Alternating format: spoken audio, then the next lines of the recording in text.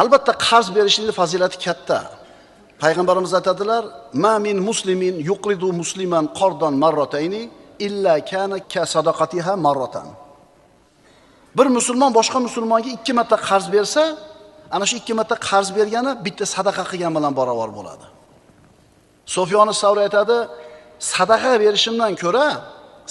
berishimdan ko'ra birovga qarz berishim men uchun mahbubroq." Chunki sadaqa muhtoj bo'lmaganlarga ham berilishi mumkin, ammo qarzni faqat muhtojlar oladi. Nasiya savdo halol.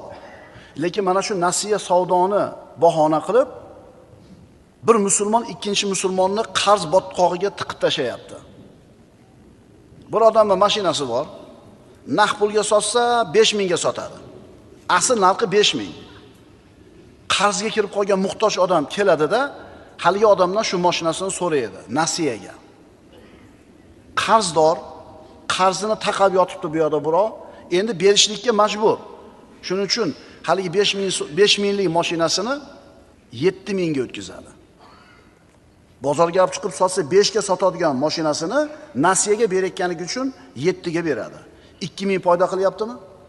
40% foyda qo'ydi. Endi o'sha bilan ish bitmaydi. U 7000 ga o'tgan mashinasini ustiga 1 yilga nasiyaga berayotganligi uchun 50% foyda qo'yadi yana. Tanish manzarami? 50% degani 3,5 degani.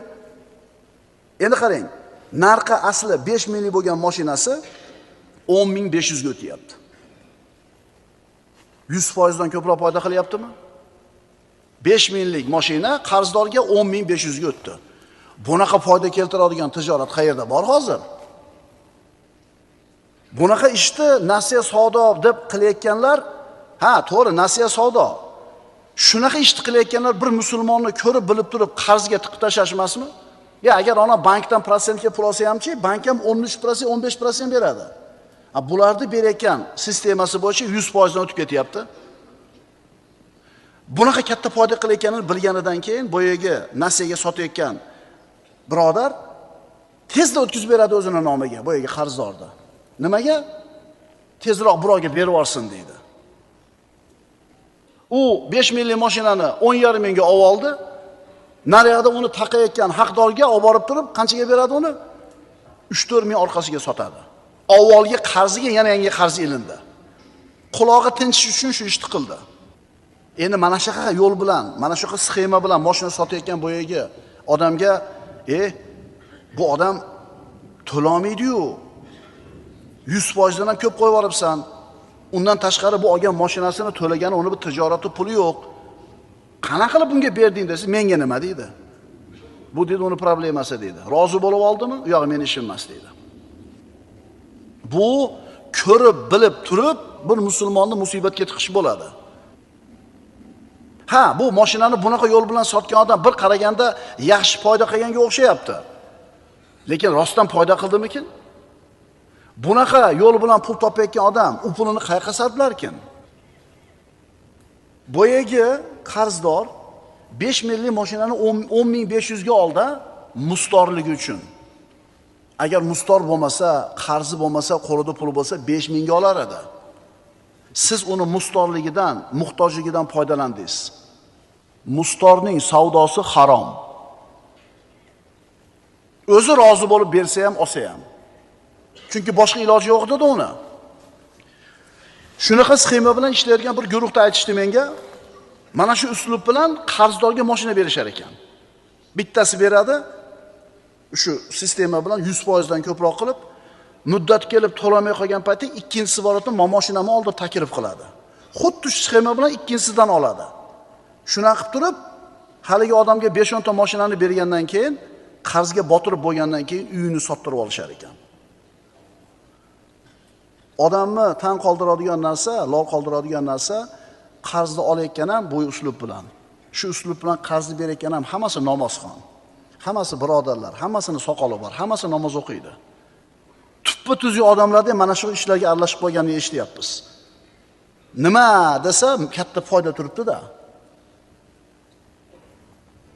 Nariga qarzga botgan odam qarzini uzaman deb 10,5 ga olgan mashinasini 8000 ga o'tkazadi, yana 2000 qarz yelkasiga ilinadi.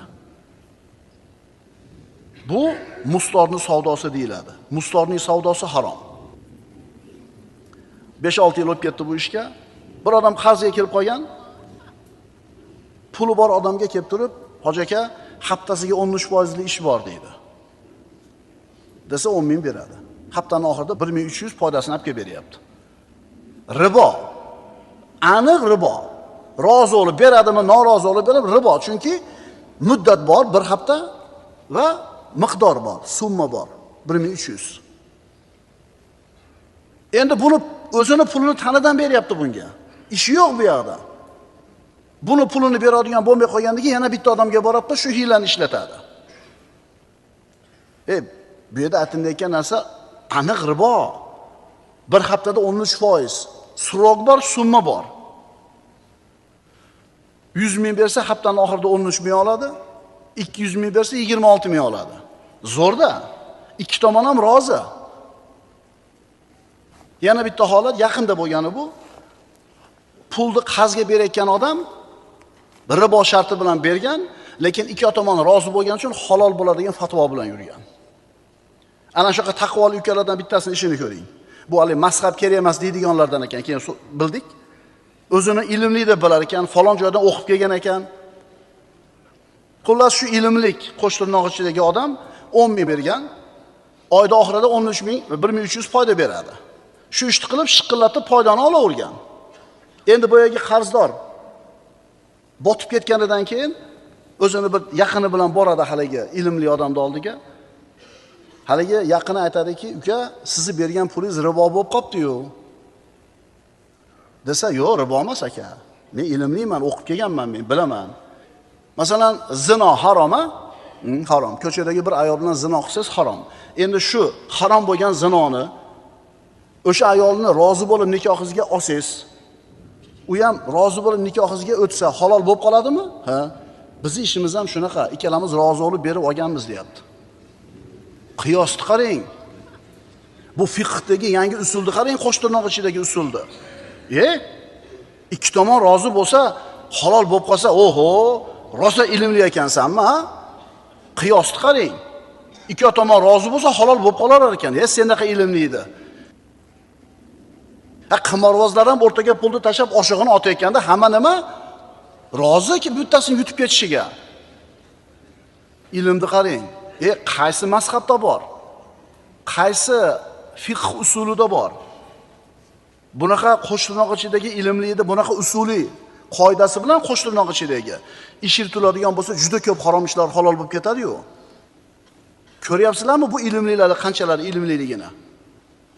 O'zini to'qib olgan usuli bilan harom narsani halol qilib turibdi. Qaysi mazhabda bor bu? Qaysi usulda bor? Qiyosni qarang. Zinoni nikohga olib kelib turib, shunga qiyoslab qilayotgan ishini halollayapti. Mazhab kerak emas deydiganlardan bu odam.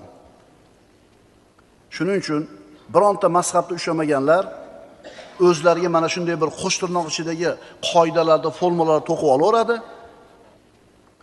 Agar bu odam bu qilayotgan ishini haromligini bilmay qilayotgan bo'lsa, faqat gunohkor bo'ladi. Tavba qilsin, to'xtatsin. Agar bilib turib halol deyotgan bo'lsa, bu odam haromni halol qilganligi uchun dindan chiqib kofir bo'ladi. Surok bor, summa bor. Bir oyda 15 ming dollar. Bir haftada 2 ming dollar. Dedimi? Tamom, bu ribo bo'ladi.